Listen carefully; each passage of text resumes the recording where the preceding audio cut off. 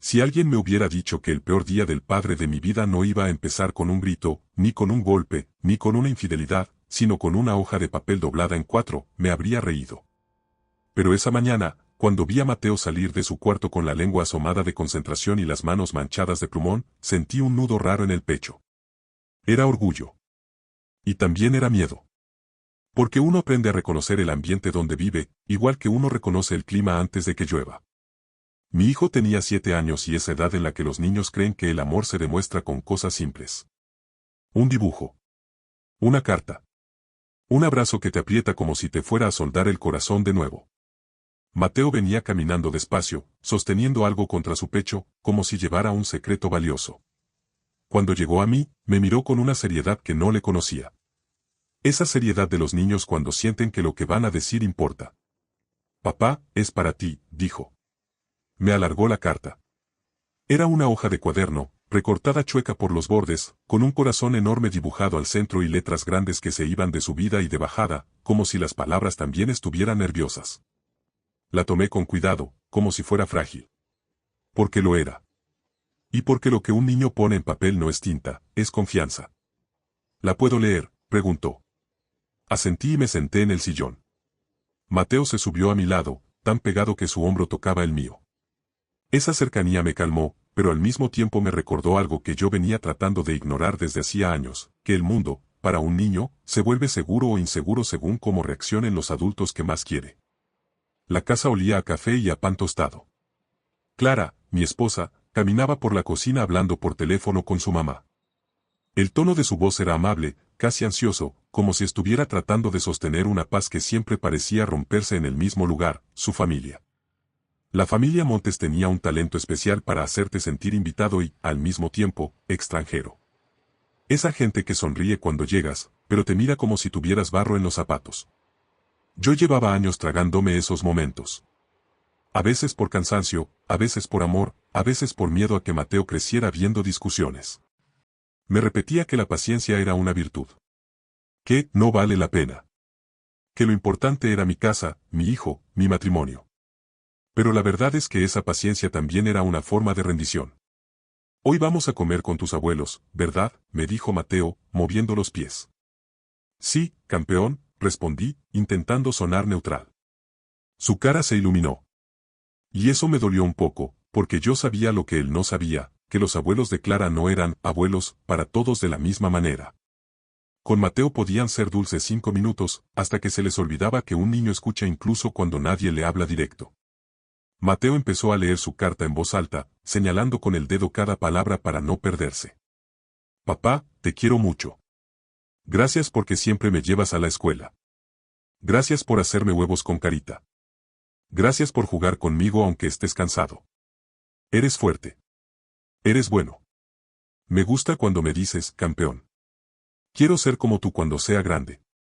Sentí que la garganta se me cerraba. No de tristeza, sino de esa emoción que te da vergüenza mostrar porque te vuelve vulnerable. Yo miré a Mateo y tuve que parpadear. Un padre no debería sentirse sorprendido de que su hijo lo ame, pero cuando te pasas años siendo minimizado por adultos que te tratan como si tu valor dependiera de lo que ganas, de lo que presumes o de lo que aparentas, el amor simple de un niño se siente como una luz en un cuarto donde llevabas mucho tiempo a oscuras. ¿Te gustó?, preguntó Mateo, nervioso. Me encantó, le dije, y lo abracé fuerte. Mateo soltó una risita y me abrazó de vuelta con esa fuerza pequeña pero terca que tienen los niños cuando están seguros. Clara se asomó desde la cocina. Nos vio abrazados. Sonrió, pero su sonrisa tenía algo contenido, como si estuviera pensando en el día que nos esperaba. Está preciosa la carta, mi amor, dijo ella, acercándose a besar a Mateo en la cabeza. Guárdala para enseñársela al abuelo Héctor. Le va a dar gusto. Escuché ese nombre y sentí un golpe en el estómago. Héctor Montes.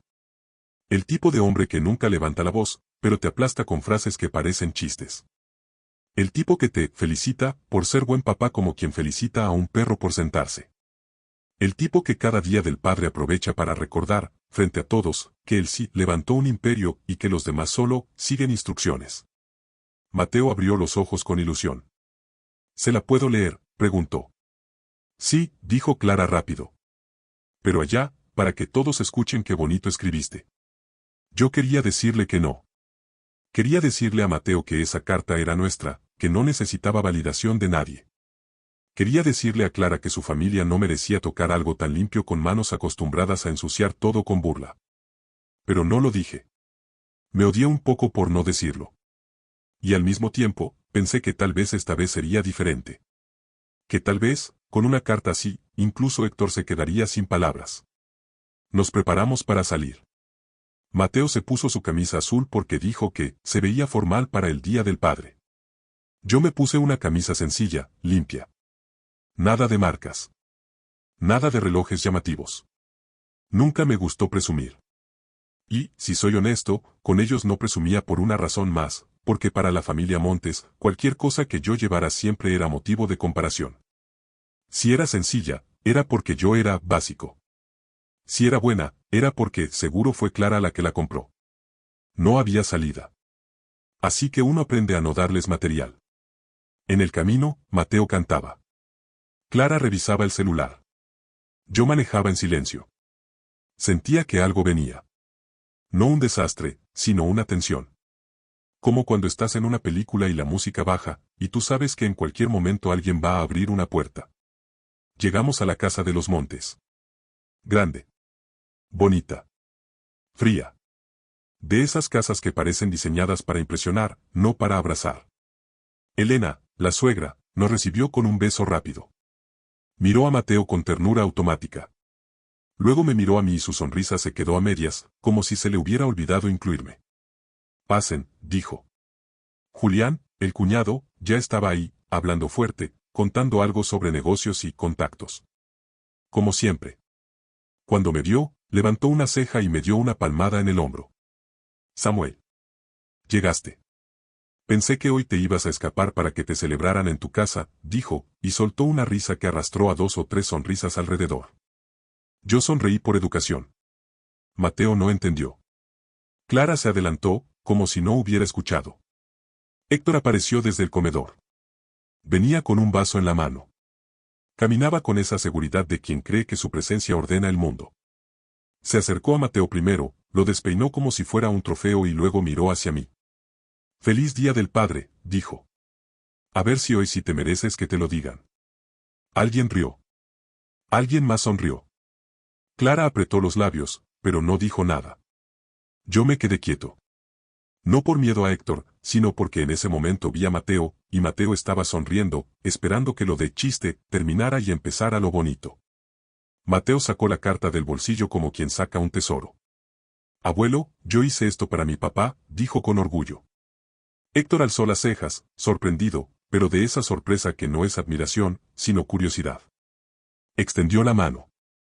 Ah, ¿sí? A ver, préstamela, dijo. Mateo me miró, pidiendo permiso con los ojos. Yo sentí el corazón golpeándome el pecho. Quise decirle que no. Quise protegerlo. Quise tomar esa carta y guardarla en mi camisa como se guardan las cosas sagradas.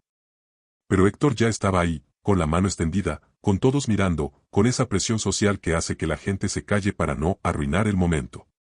Mateo, confiado, le entregó la carta. Héctor la sostuvo, la levantó ligeramente, como si pesara menos de lo que realmente pesaba. La miró por encima.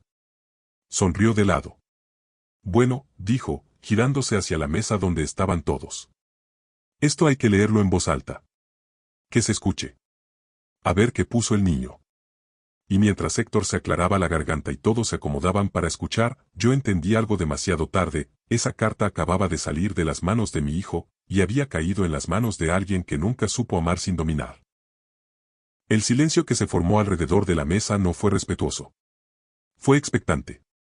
De esos silencios que no honran lo que viene, sino que se preparan para disfrutarlo. Héctor sostuvo la carta con 2 dedos, como si fuera algo frágil pero prescindible, y volvió a aclararse la garganta. Mateo se acomodó junto a mí, sin notar nada extraño todavía. Yo, en cambio, sentí como el ambiente cambiaba, como si alguien hubiera bajado la temperatura de la habitación de golpe. Veamos qué escribió el artista, dijo Héctor, sonriendo. Siempre es interesante saber qué creen los niños. Algunas risas suaves se escaparon. Julián se cruzó de brazos, divertido. Elena se sentó derecha, con esa expresión neutra que usaba cuando sabía que algo podía salirse de control pero no pensaba intervenir. Clara se quedó de pie, detrás de la silla de Mateo, con una mano apoyada en el respaldo. Yo la sentí tensarse. Héctor empezó a leer. Papá, te quiero mucho, dijo, exagerando el tono infantil. Gracias porque siempre me llevas a la escuela. Alzó la vista un segundo, miró a los presentes y sonrió. Eso está bien, comentó. Hay que reconocer el esfuerzo básico. Siguió leyendo. Gracias por hacerme huevos con carita. Se rió. Mira nada más, dijo. Un chef en potencia. No todos los padres pueden presumir de eso, ¿eh? Alguien soltó una carcajada más fuerte. Yo sentí el primer golpe, no como rabia, sino como esa sensación de estar viendo venir un choque sin poder frenar. Mateo sonrió, creyendo que se reían de lo gracioso que era su recuerdo. No entendía la diferencia entre reírse con él y reírse de él. Gracias por jugar conmigo aunque estés cansado, continuó Héctor. Eso ya es dedicación. Aunque claro, el cansancio depende mucho de cuánto se haga durante el día, ¿no? Esta vez la risa fue más abierta. Julián bajó la cabeza, negando con una sonrisa. Elena miró a su esposo con aprobación silenciosa. Clara dio un paso al frente. Héctor, dijo, suave. Él levantó una mano, sin mirarla. Déjame terminar, respondió. Es una carta. Hay que respetar el arte. Mateo giró la cabeza hacia mí. Sus ojos buscaban algo que todavía no sabía nombrar.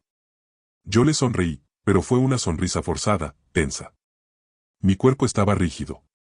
Sentía calor en la cara, pero no me moví. Aún no. Héctor siguió. Eres fuerte.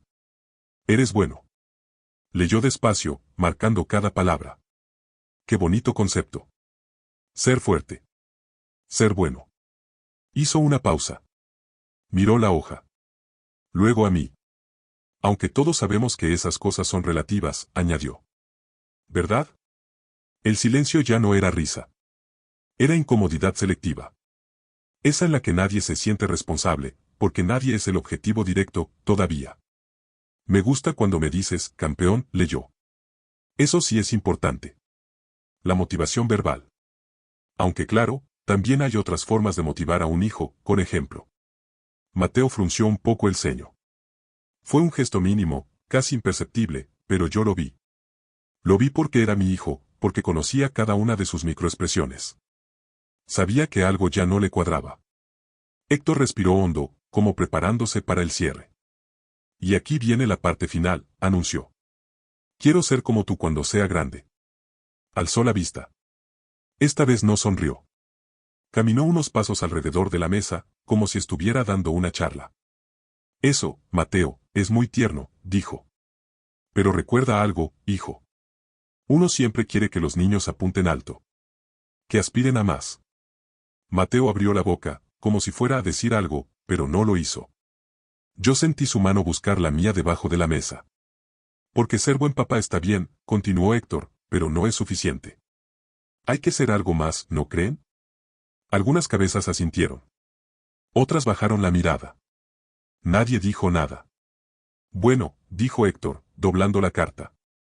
Muy bonita. Muy sincera. La dejó sobre la mesa, lejos de Mateo, lejos de mí. Como si ya hubiera cumplido su función. Gracias por compartirla, añadió. Siempre es bueno recordar que los niños no entienden todavía cómo funciona el mundo. Ahí fue cuando algo se rompió. No en mí. En Mateo. Abuelo, dijo, con voz pequeña, ¿no te gustó? La pregunta cayó como un objeto pesado al suelo. Nadie se rió esta vez. Héctor lo miró, sorprendido, como si no esperara que un niño interrumpiera su acto. Claro que sí, hijo, respondió. Está bien hecha. Entonces, Mateo dudó, ¿por qué se ríen? Sentí su mano apretar la mía con fuerza. Clara se acercó más. No se ríen de ti, amor, dijo ella rápido. Es que, es una carta muy bonita. Mateo no parecía convencido. Miró a todos. Luego volvió a mirarme. Papá, susurró, ¿hice algo mal? Esa frase me atravesó como un golpe seco. No fue una explosión. Fue una fisura. Una grieta que se abrió de golpe en algo que yo llevaba años sosteniendo con esfuerzo, la idea de que callar protegía. No, campeón, le dije, inclinándome hacia él. No hiciste nada mal. Pero, empezó. Nada, repetí, con más firmeza. Héctor se aclaró la garganta otra vez. Bueno, dijo. No hagamos un drama. Los niños son sensibles. Se les pasa. Julián soltó una risa nerviosa. Sí, hombre. No exageremos, añadió. Además, fue solo una broma. Una broma. Esa palabra que siempre aparece cuando alguien se da cuenta de que cruzó una línea, pero no quiere asumirlo. Mateo bajó la cabeza. Vi cómo su expresión cambiaba. Como el orgullo con el que había llegado se iba encogiendo. No lloró. Eso fue lo peor. Se quedó quieto, como si intentara desaparecer. Yo sentí algo subir desde el estómago hasta la garganta. No era ira explosiva. Era algo más frío. Más claro. Una certeza que se formaba lentamente, ese día no iba a terminar como los otros. Clara me miró, por fin. Nuestros ojos se encontraron. Vi en ella miedo. No a su padre. A lo que yo pudiera hacer. Samuel, susurró. No le respondí. Me levanté despacio de la silla. No empujé nada. No levanté la voz. El movimiento fue suficiente para que todos se giraran hacia mí. Tomé la carta de la mesa. La desdoblé. La guardé en el bolsillo de mi camisa. Vamos, Mateo, dije, con voz tranquila. ¿A dónde? Preguntó Héctor, frunciendo el ceño. Miré a mi hijo. Le sonreí. A casa, respondí. Mateo se levantó de inmediato. Clara dudó. Miró a su padre. Miró a su madre. Luego nos miró a nosotros. Samuel, no exageres, dijo Héctor. Esto no es para tanto. Lo miré por primera vez directamente a los ojos. Sin sonrisa. Sin disculpa. Para usted no, respondí. Para mi hijo, sí. El silencio que siguió ya no fue expectante. Fue denso. Pesado. Y mientras caminábamos hacia la puerta, sentí algo que no había sentido en años. No alivio. No victoria. Determinación. Porque esa carta no había sido una humillación. Había sido una advertencia. El trayecto a casa fue silencioso. No un silencio cómodo, sino uno espeso, cargado de preguntas que nadie se atrevía a hacer todavía. Mateo iba en el asiento trasero, con la frente apoyada en la ventana, dibujando líneas invisibles con el dedo mientras las luces de la calle se reflejaban en el vidrio.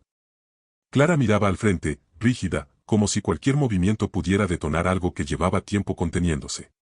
Yo manejaba despacio, no por prudencia, sino porque necesitaba tiempo para ordenar lo que acababa de ocurrir. Papá, dijo Mateo al fin, sin despegar la cabeza de la ventana. ¿El abuelo está enojado conmigo? La pregunta me apretó el pecho. No era una pregunta infantil. Era una pregunta que ningún niño debería hacerse.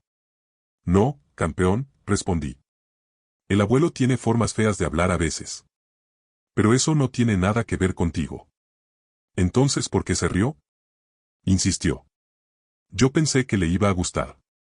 Clara se removió en su asiento. Abrió la boca, como si fuera a decir algo, pero se quedó callada. Yo respiré hondo antes de responder. A algunas personas les cuesta entender las cosas que vienen del corazón, dije. No porque estén mal, sino porque ellos están acostumbrados a otra cosa. Mateo guardó silencio. No parecía completamente satisfecho, pero asintió despacio, como si estuviera archivando la respuesta para revisarla más tarde. Cuando llegamos a casa, Mateo se bajó primero. Caminó directo a su cuarto sin decir nada más. Escuché cómo cerraba la puerta con cuidado, sin azotarla. Ese detalle me dolió más que cualquier llanto. Porque el silencio de un niño no es calma. Es repliegue. Clara dejó las llaves sobre la mesa con un golpe seco. No tenías que hacerlo así, dijo finalmente. Podríamos haber hablado. ¿Hablar cuándo? Pregunté. ¿Antes de que se rieran? ¿Después de que lo humillaran? No lo humillaron, respondió, defensiva. Fue una broma. Ya sabes cómo es mi papá. La miré. No con enojo. Con cansancio. Justamente, dije. Sé cómo es tu papá. Y tú también. Por eso duele más que sigamos fingiendo que no pasa nada. Samuel, él no quiso hacerle daño a Mateo. Pero lo hizo, respondí. Y tú estabas ahí. Bajó la mirada. No supe qué hacer, admitió. Eso también es hacer algo, dije, sin alzar la voz. El silencio volvió a instalarse entre nosotros, pero ahora era distinto. Más tenso. Más honesto. Clara se pasó una mano por el cabello. No puedes pelearte con mi familia, dijo. No así. No me peleé, respondí. Me fui. Es lo mismo para ellos. Para Mateo no, dije. Y eso es lo único que me importa ahora. Clara suspiró, derrotada. Siempre exageras, murmuró. Esa frase me cayó como una gota fría. La había escuchado antes. Muchas veces. Cada vez que algo me dolía más de lo razonable. Cada vez que el problema no era lo que pasaba, sino mi reacción. No estoy exagerando, dije. Estoy reaccionando tarde. Se quedó en silencio. Yo me acerqué a la puerta del cuarto de Mateo. Toqué suavemente. ¿Puedo pasar, campeón? Sí, respondió desde adentro. Entré. Mateo estaba sentado en la cama, con la carta en las manos. La había sacado del bolsillo de mi camisa sin que me diera cuenta.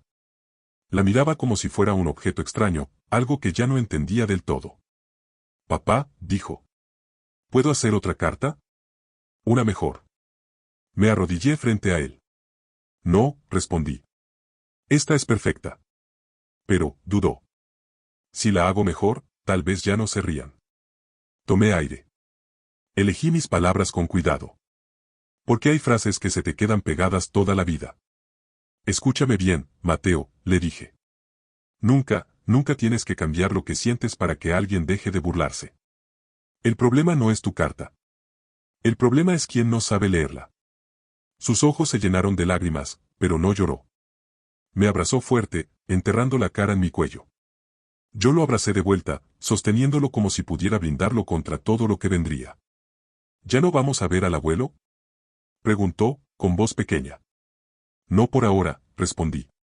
Y eso está bien. ¿Está enojado contigo? Sonreí con tristeza. Puede ser, dije. Pero hay cosas más importantes que gustarle a todo el mundo. Asintió, como si entendiera más de lo que esperaba. Cuando salí del cuarto, Clara estaba en la sala, sentada en el sillón, con las manos juntas. Me miró como si yo fuera alguien distinto. Tal vez lo era. No puedes aislarlo de mi familia, dijo. No voy a aislarlo, respondí. Voy a protegerlo. ¿De qué? Preguntó. ¿De las bromas? Del mensaje que esas bromas dejan, dije. Del mensaje de que hay algo mal en él. De que no es suficiente. Clara se levantó. Tú también creciste con bromas, dijo. ¿Y estás bien? La miré con firmeza. Estoy funcional, respondí. No es lo mismo. Se quedó callada. Esa noche, cuando todos dormían, me senté en la cocina con la carta frente a mí. La alicé con cuidado. Leí cada palabra otra vez. No había errores ahí. No había ingenuidad. Había verdad. Y entendí algo que me sacudió más que la humillación en casa de Héctor. Yo había permitido demasiadas cosas en nombre de la paz. Había confundido paciencia con aguante. Silencio con madurez. Y, sin darme cuenta, había enseñado a mi hijo que callarse era parte del trato. Eso se acabó esa noche. No porque estuviera enojado, sino porque estaba despierto. Y cuando uno despierta, ya no puede volver a dormir igual. Mientras guardaba la carta en un cajón, tomé una decisión que no le dije a nadie. No a Clara. No a mi familia. No a la familia Montes. Una decisión que no iba a hacer ruido al principio. Que no iba a parecer una venganza. Que no iba a darles material para burlarse. Pero que, con el tiempo, iba a cambiar por completo el lugar desde el que me miraban. Porque si algo aprendí ese día del padre es esto. El silencio protege al agresor. La dignidad, en cambio, protege a los hijos. Y yo ya no estaba dispuesto a fallar en eso. Los días que siguieron no tuvieron explosiones ni escenas dramáticas. Fueron, en apariencia, normales. Demasiado normales. desayunos rápidos, mochilas en la puerta, el ruido habitual de la cafetera. Pero por debajo de esa rutina había algo distinto, una corriente subterránea que ya no podía ignorar. Yo la sentía en el cuerpo. En la forma en que me quedaba callado un segundo más antes de responder. En cómo observaba a Clara cuando hablaba por teléfono con su madre, bajando la voz, saliendo a la terraza, como si el aire de la casa ya no fuera seguro para ciertas conversaciones. Mateo volvió a la escuela y no mencionó a sus abuelos. Eso también me llamó la atención. Antes siempre contaba algo, un comentario, un gesto, un recuerdo. Ahora no. Cuando los niños dejan de hablar de algo, no es porque lo olvidaron. Es porque aprendieron que hablar duele. Una tarde, mientras hacía la tarea en la mesa del comedor, Mateo levantó la cabeza y me miró con esa seriedad que había empezado a reconocer. Papá, dijo. ¿Puedo llevar la carta a la escuela? ¿Para qué? Pregunté, sin alarma. Es que la maestra dijo que mañana podemos llevar algo importante para nosotros, respondió. Yo quiero llevar eso. Sentí una mezcla rara de orgullo y alerta. ¿Estás seguro? Le pregunté. No tienes que hacerlo si no quieres. Si quiero, dijo.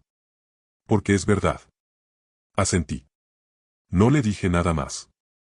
Aprendí que proteger no siempre es esconder, a veces es acompañar. Clara observaba la escena desde la cocina. Se acercó cuando Mateo fue al baño. No sé si sea buena idea, dijo. No quiero que se burlen de él. Yo tampoco, respondí. Pero no voy a enseñarle que lo importante se guarda por miedo. No es miedo, replicó. Es cuidado. La miré. El cuidado no debería parecerse tanto al silencio, dije. No respondió.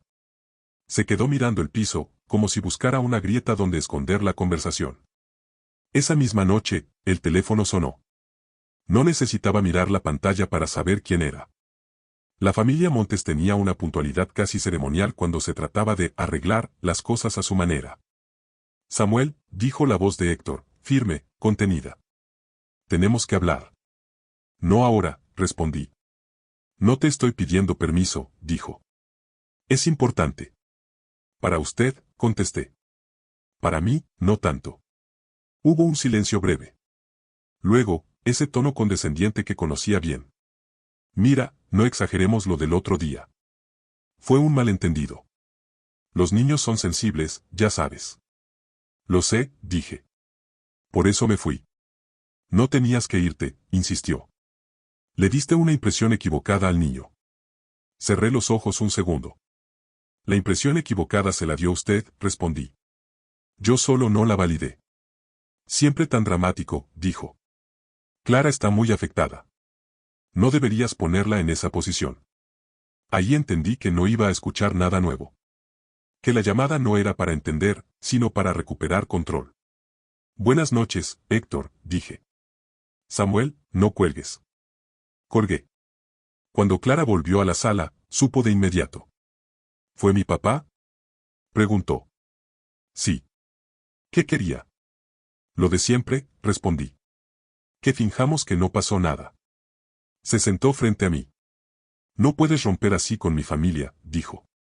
No sin hablarlo conmigo. No rompí, respondí. Puse un límite. Eso es lo mismo para ellos. No para Mateo, repetí. Se quedó callada. Me miró largo rato. ¿Desde cuándo eres así? Preguntó. Pensé la respuesta antes de decirla.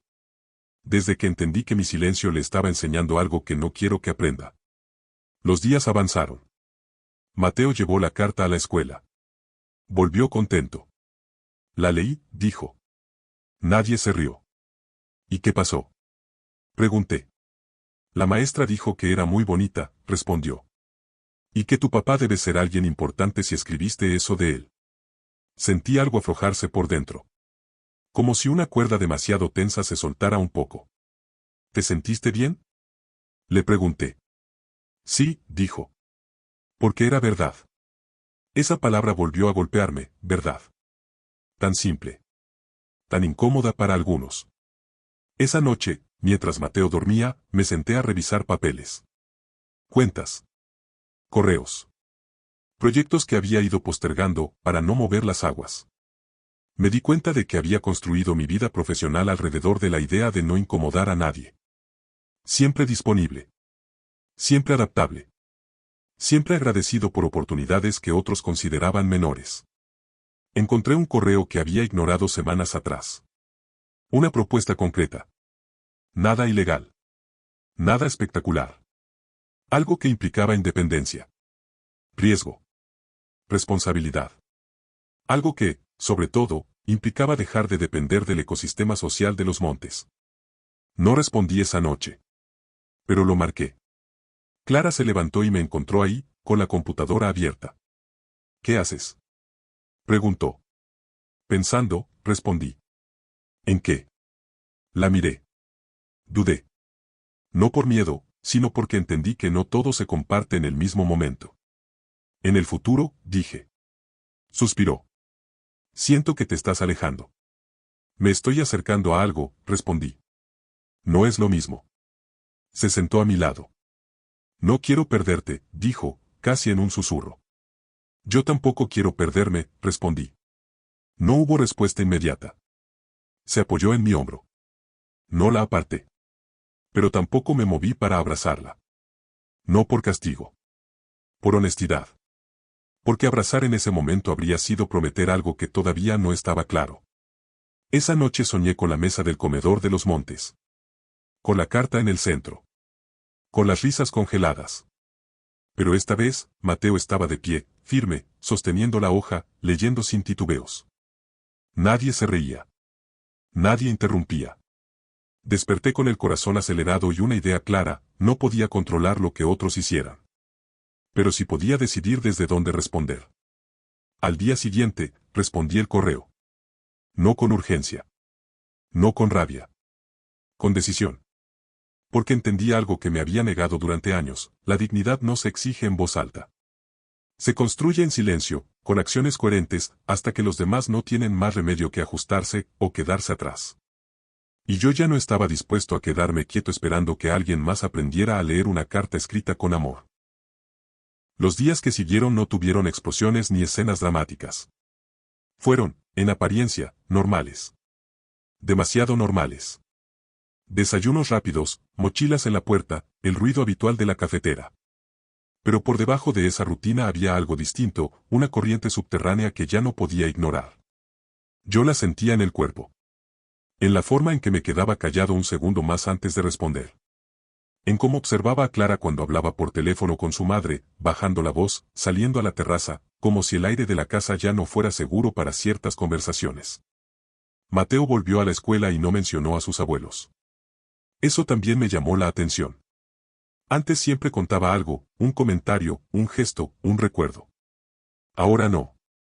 Cuando los niños dejan de hablar de algo, no es porque lo olvidaron. Es porque aprendieron que hablar duele. Una tarde, mientras hacía la tarea en la mesa del comedor, Mateo levantó la cabeza y me miró con esa seriedad que había empezado a reconocer. Papá, dijo. ¿Puedo llevar la carta a la escuela? ¿Para qué?, pregunté, sin alarma. Es que la maestra dijo que mañana podemos llevar algo importante para nosotros, respondió. Yo quiero llevar eso. Sentí una mezcla rara de orgullo y alerta. ¿Estás seguro?, le pregunté. No tienes que hacerlo si no quieres. Si quiero, dijo. Porque es verdad. Asentí. No le dije nada más.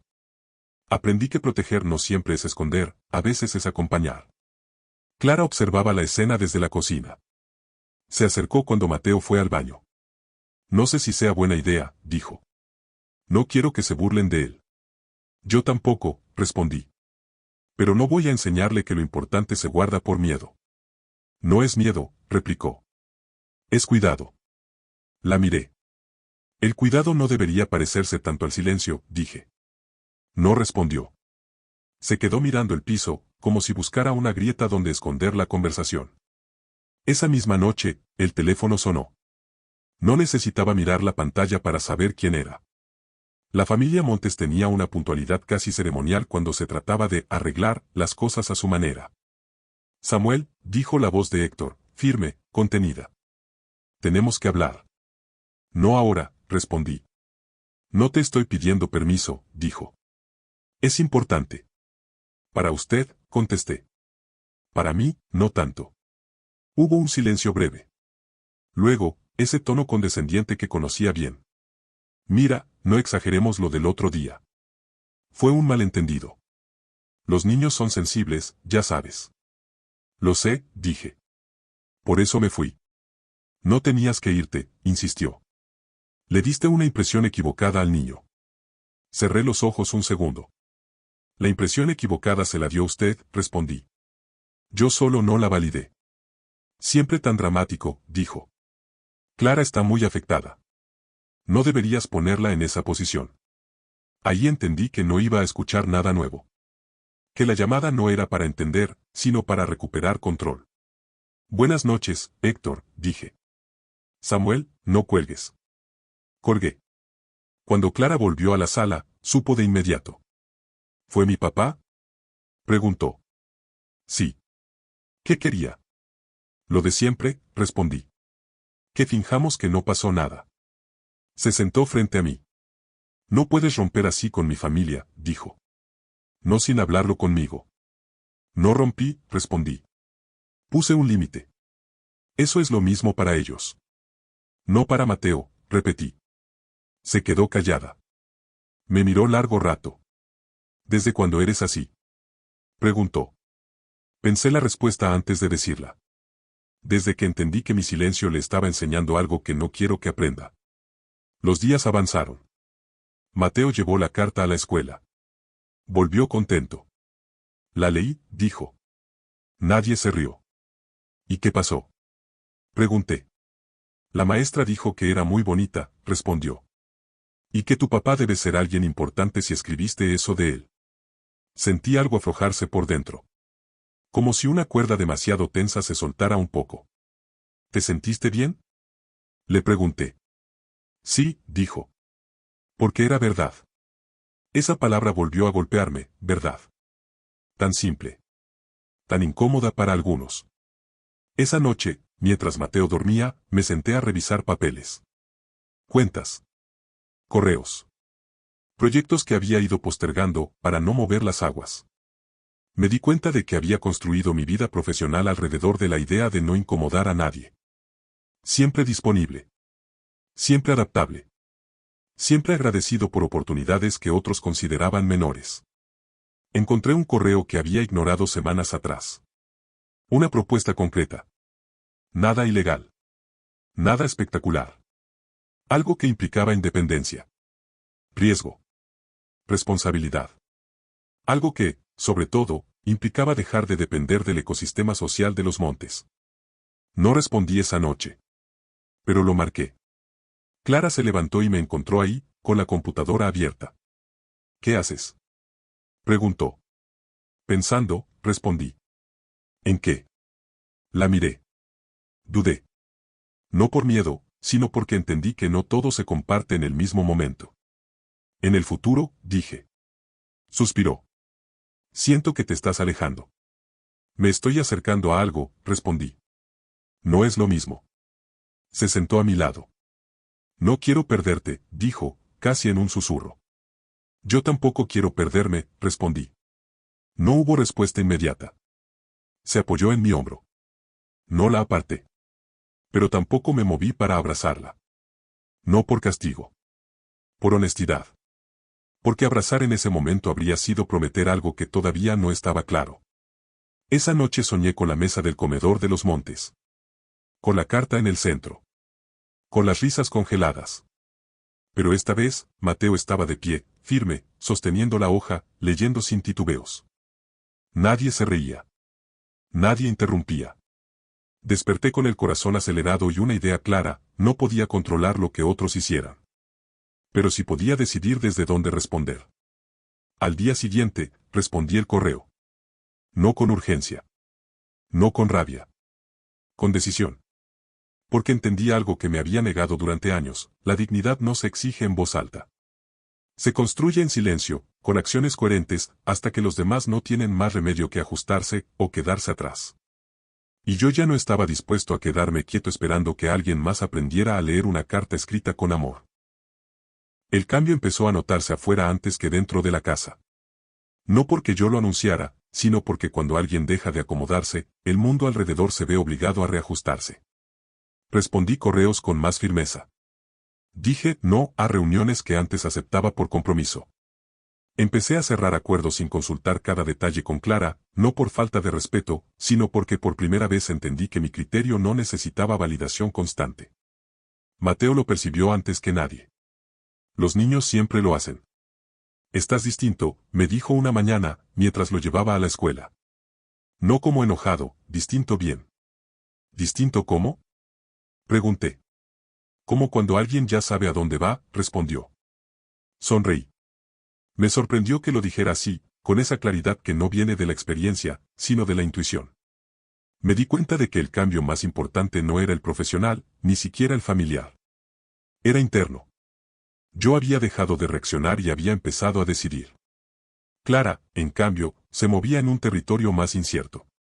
Empezó a recibir mensajes de su familia con mayor frecuencia. Invitaciones vagas. Frases como, ya pasó, no vale la pena seguir así, la familia es lo primero. Nunca una disculpa directa. Nunca una mención a Mateo. Era como si el incidente hubiera sido reescrito en una versión más cómoda para todos, excepto para quien había quedado marcado. Una tarde, Clara llegó con el rostro tenso. Mi papá quiere ver a Mateo, dijo. Solo a él. Dice que lo extraña. Levanté la vista del cuaderno donde estaba anotando ideas. ¿Para qué? Pregunté. Para arreglar las cosas, respondió. Dice que fue un malentendido. Cerré el cuaderno con calma. No se arregla un malentendido aislando al niño del adulto que lo protegió, dije. Se arregla asumiendo lo que se hizo. Samuel, empezó. Clara, la interrumpí. No voy a prestar a nuestro hijo para que otros se sientan mejor consigo mismos. Se quedó callada. Caminó por la sala, nerviosa. ¿Y si esta es la única forma de que se acerquen? Preguntó. Entonces no es acercamiento, respondí. Es control. Esa palabra quedó flotando entre nosotros. Control.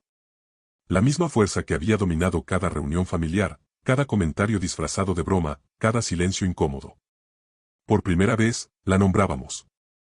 No quiero perder a mi familia, dijo, con la voz quebrada. Yo tampoco, respondí. Pero no voy a perder a mi hijo para conservarlos. No hubo respuesta inmediata. Clara se sentó en el sillón, derrotada. No por mí. Por la idea de que ya no podía sostener dos lealtades opuestas sin pagar un precio. Los días siguientes fueron de espera. No una espera pasiva, sino una tensión contenida. Yo avanzaba con mis planes. Las reuniones se concretaron. La propuesta tomó forma definitiva. Un cambio real. No una fantasía. Algo que implicaba independencia económica y, sobre todo, distancia emocional de los montes.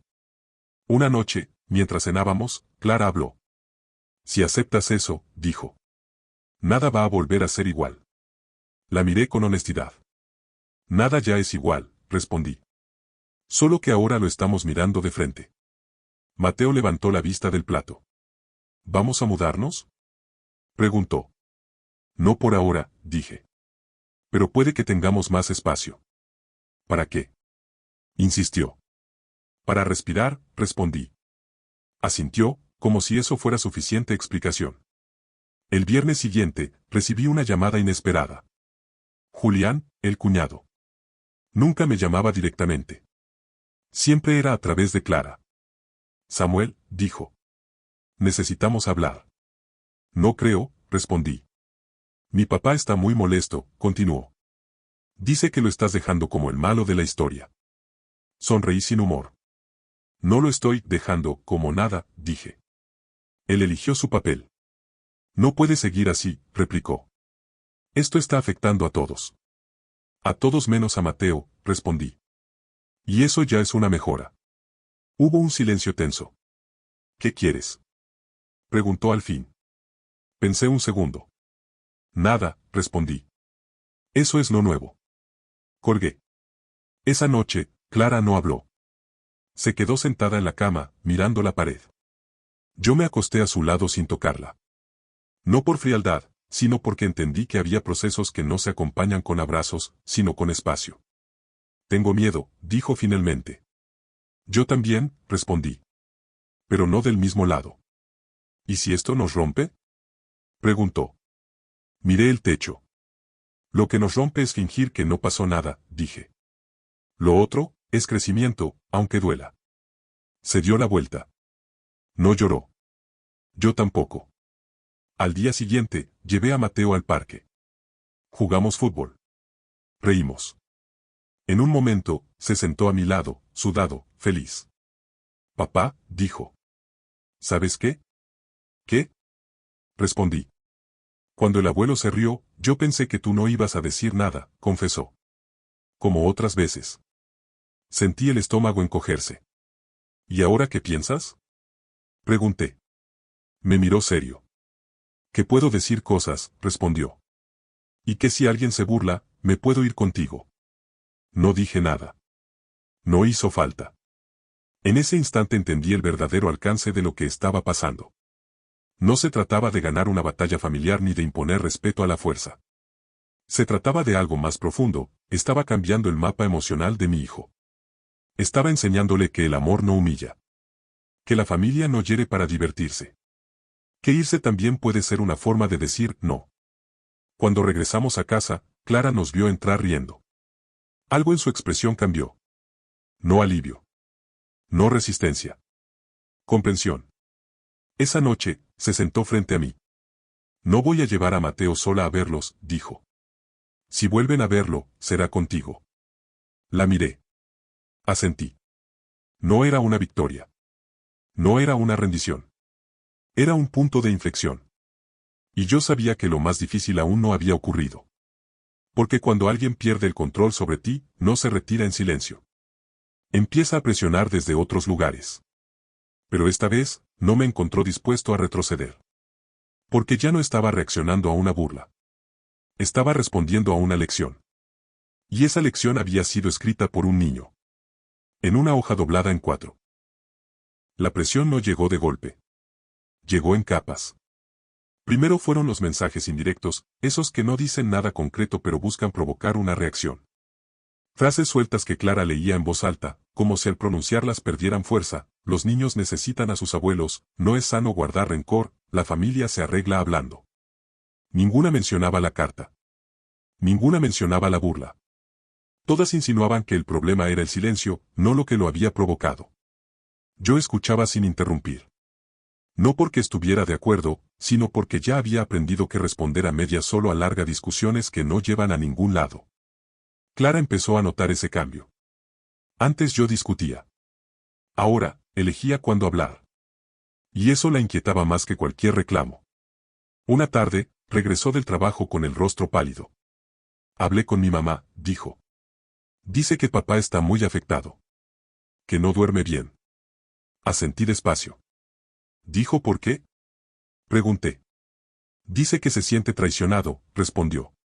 Que lo expusiste delante de todos.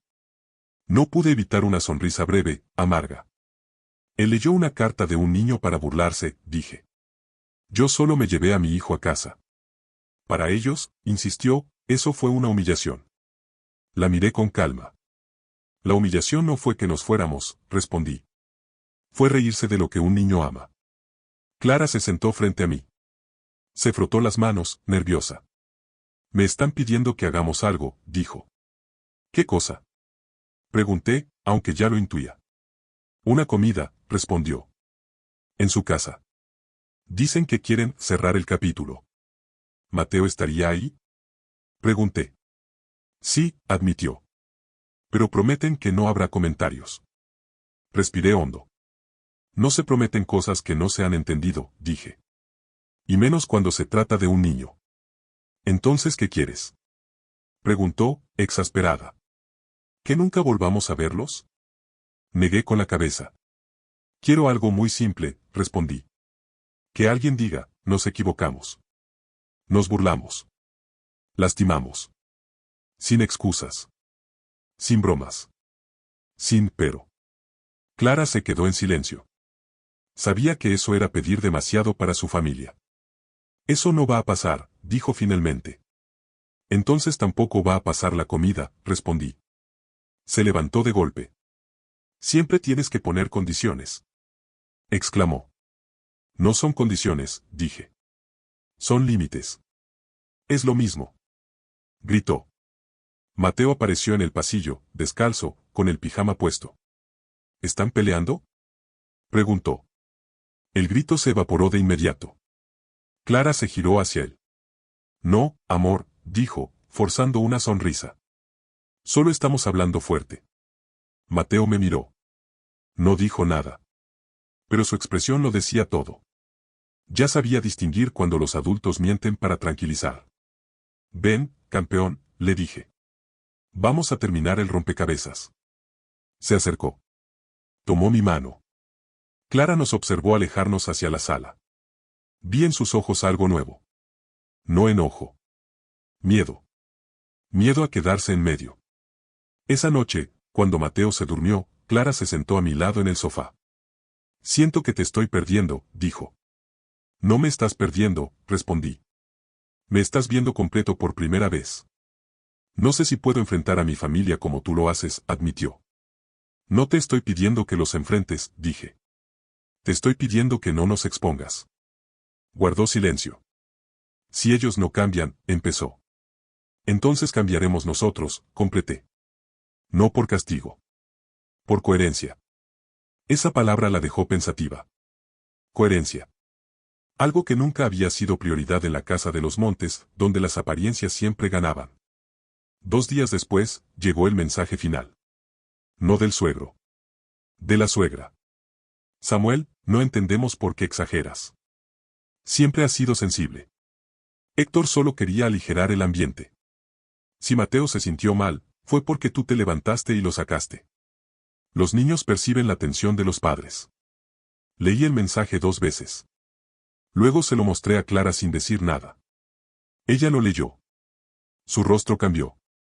Está diciendo que fue tu culpa, susurró. Asentí. Y de Mateo, añadí. Porque según eso, él se sintió mal por seguirme. Clara cerró los ojos. Respiró hondo. Algo se quebró ahí. No de manera ruidosa. Fue un quiebre interno. Como cuando por fin ves algo que llevabas años justificando. No puedo defender eso, dijo. No te estoy pidiendo que ataques, respondí. Solo que no lo normalices. Se levantó. Caminó por la sala. Volvió. No voy a ir a esa comida, dijo. Y no voy a llevar a Mateo. La miré. No con sorpresa. Con respeto. Gracias, dije. No lo hago solo por ti, añadió. Lo hago porque, si no, le estaría enseñando a Mateo que su dolor es negociable. Asentí. Esa noche, Clara escribió un mensaje largo. Lo vi desde lejos. No leí el contenido. No hacía falta. El simple hecho de escribirlo ya era un cambio radical. Minutos después, dejó el teléfono sobre la mesa. No contestaron, dijo. No tienen que hacerlo, respondí. Lo importante ya pasó. Mateo apareció en la puerta, medio dormido. Papá, murmuró. ¿Mañana puedo llevar la carta otra vez en la mochila? Sonreí. Claro que sí, le dije. Me gusta tenerla cerca, dijo. Me hace sentir valiente. Lo cargué. Lo llevé a la cama. Mientras lo arropaba, pensé en lo irónico de todo, un niño de 7 años enseñándome el significado real del coraje. No levantar la voz. No imponer miedo. Sino sostener la verdad. Aunque tiemble. Cuando salí de su cuarto, Clara estaba en el pasillo. Me miró. No sabía que el silencio podía hacer tanto daño, dijo. Ni yo, respondí. Hasta que dejé de usarlo. Esa noche dormimos juntos. No abrazados con urgencia. Juntos de verdad. Con la certeza de que algo se había ordenado. No afuera. Adentro. Pero yo sabía que todavía quedaba un paso más. El más difícil. El que no depende de lo que otros digan o hagan. El paso en el que uno decide, sin aplausos ni testigos. ¿Qué tipo de padre va a ser? Incluso cuando nadie más esté mirando. La presión no llegó de golpe. Llegó en capas. Primero fueron los mensajes indirectos, esos que no dicen nada concreto pero buscan provocar una reacción. Frases sueltas que Clara leía en voz alta, como si al pronunciarlas perdieran fuerza. Los niños necesitan a sus abuelos, no es sano guardar rencor, la familia se arregla hablando. Ninguna mencionaba la carta. Ninguna mencionaba la burla. Todas insinuaban que el problema era el silencio, no lo que lo había provocado. Yo escuchaba sin interrumpir. No porque estuviera de acuerdo, sino porque ya había aprendido que responder a medias solo alarga discusiones que no llevan a ningún lado. Clara empezó a notar ese cambio. Antes yo discutía. Ahora, elegía cuándo hablar. Y eso la inquietaba más que cualquier reclamo. Una tarde, regresó del trabajo con el rostro pálido. Hablé con mi mamá, dijo. Dice que papá está muy afectado. Que no duerme bien. Asentí despacio. ¿Dijo por qué? Pregunté. Dice que se siente traicionado, respondió. Que lo expusiste delante de todos. No pude evitar una sonrisa breve, amarga. Él leyó una carta de un niño para burlarse, dije. Yo solo me llevé a mi hijo a casa. Para ellos, insistió, eso fue una humillación. La miré con calma. La humillación no fue que nos fuéramos, respondí. Fue reírse de lo que un niño ama. Clara se sentó frente a mí. Se frotó las manos, nerviosa. Me están pidiendo que hagamos algo, dijo. ¿Qué cosa? Pregunté, aunque ya lo intuía. Una comida, respondió. En su casa. Dicen que quieren cerrar el capítulo. ¿Mateo estaría ahí? Pregunté. Sí, admitió. Pero prometen que no habrá comentarios. Respiré hondo. No se prometen cosas que no se han entendido, dije. Y menos cuando se trata de un niño. ¿Entonces qué quieres? Preguntó, exasperada. ¿Que nunca volvamos a verlos? Negué con la cabeza. Quiero algo muy simple, respondí. Que alguien diga, nos equivocamos. Nos burlamos. Lastimamos. Sin excusas. Sin bromas. Sin pero. Clara se quedó en silencio. Sabía que eso era pedir demasiado para su familia. Eso no va a pasar, dijo finalmente. Entonces tampoco va a pasar la comida, respondí. Se levantó de golpe. Siempre tienes que poner condiciones. Exclamó. No son condiciones, dije. Son límites. Es lo mismo. Gritó. Mateo apareció en el pasillo, descalzo, con el pijama puesto. ¿Están peleando? Preguntó. El grito se evaporó de inmediato. Clara se giró hacia él. No, amor, dijo, forzando una sonrisa. Solo estamos hablando fuerte. Mateo me miró. No dijo nada. Pero su expresión lo decía todo. Ya sabía distinguir cuando los adultos mienten para tranquilizar. Ven, campeón, le dije. Vamos a terminar el rompecabezas. Se acercó. Tomó mi mano. Clara nos observó alejarnos hacia la sala. Vi en sus ojos algo nuevo. No enojo. Miedo. Miedo a quedarse en medio. Esa noche, cuando Mateo se durmió, Clara se sentó a mi lado en el sofá. Siento que te estoy perdiendo, dijo. No me estás perdiendo, respondí. Me estás viendo completo por primera vez. No sé si puedo enfrentar a mi familia como tú lo haces, admitió.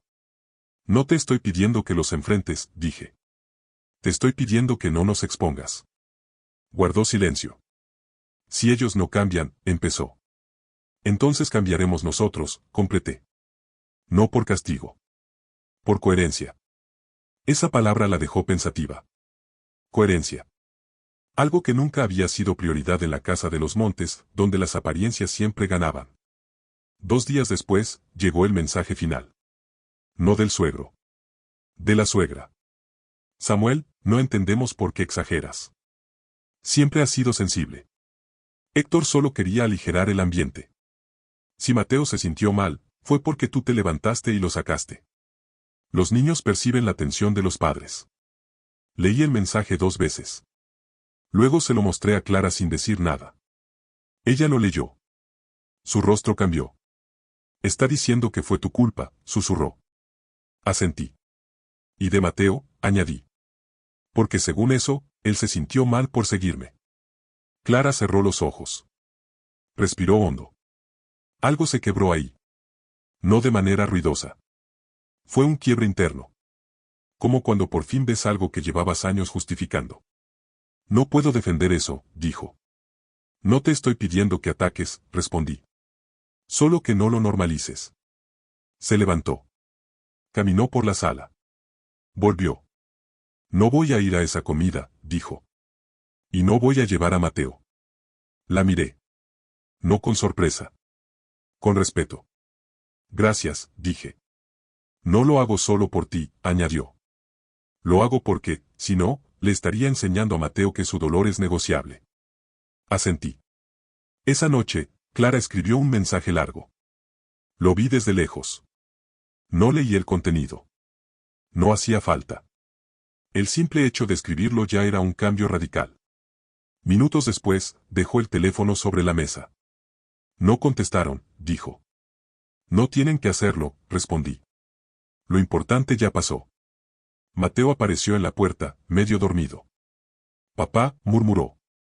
¿Mañana puedo llevar la carta otra vez en la mochila? Sonreí. Claro que sí, le dije. Me gusta tenerla cerca, dijo. Me hace sentir valiente. Lo cargué. Lo llevé a la cama. Mientras lo arropaba, pensé en lo irónico de todo, un niño de 7 años enseñándome el significado real del coraje. No levantar la voz. No imponer miedo. Sino sostener la verdad. Aunque tiemble. Cuando salí de su cuarto, Clara estaba en el pasillo. Me miró. No sabía que el silencio podía hacer tanto daño, dijo. Ni yo, respondí. Hasta que dejé de usarlo. Esa noche dormimos juntos. No abrazados con urgencia. Juntos de verdad. Con la certeza de que algo se había ordenado. No afuera. Adentro. Pero yo sabía que todavía quedaba un paso más. El más difícil. El que no depende de lo que otros digan o hagan. El paso en el que uno decide, sin aplausos ni testigos. ¿Qué tipo de padre va a ser? Incluso cuando nadie más esté mirando.